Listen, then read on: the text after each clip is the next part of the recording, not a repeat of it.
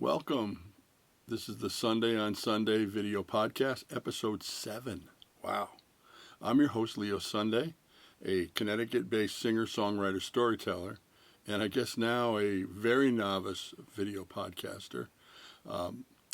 We have a really amazing guest with us today, and I think you're really gonna enjoy what she has to offer, her wisdom and her inner beauty. But before I introduce her to you, I would ask if you can, and if you've liked this video podcast series thus far, please subscribe to the channel. It really helps if you subscribe. I noticed that people are watching, which is great, but we're not getting people subscribing. It would really help us if you could subscribe.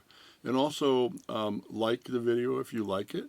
Save it, of course, if you like it and you want to have it for another viewing at another time, and share it with your friends. It all helps us, and it helps to grow the channel. And I'm hoping that over time we're going to be able to reach a lot of people that are doing the same things we are, and that's developing a career in songwriting and having a songwriting community.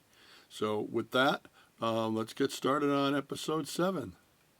You do.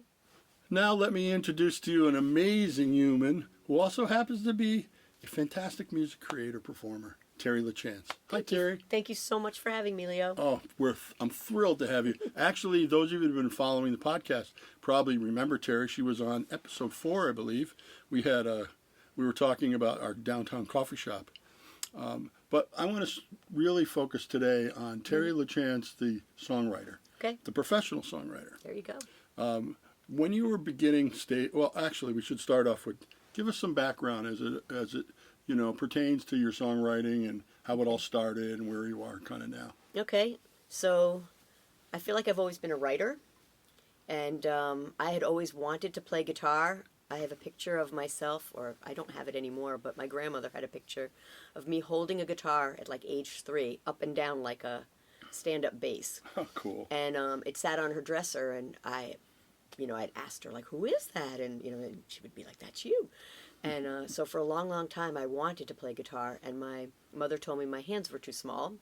So I was a writer. Like, I would write poems, I would write, stories, I would write what I feel, I would write journals, and then once I got a guitar in my hand, I almost immediately started writing songs, and a lot of those songs were about feelings and emotions and all about, how to process those things.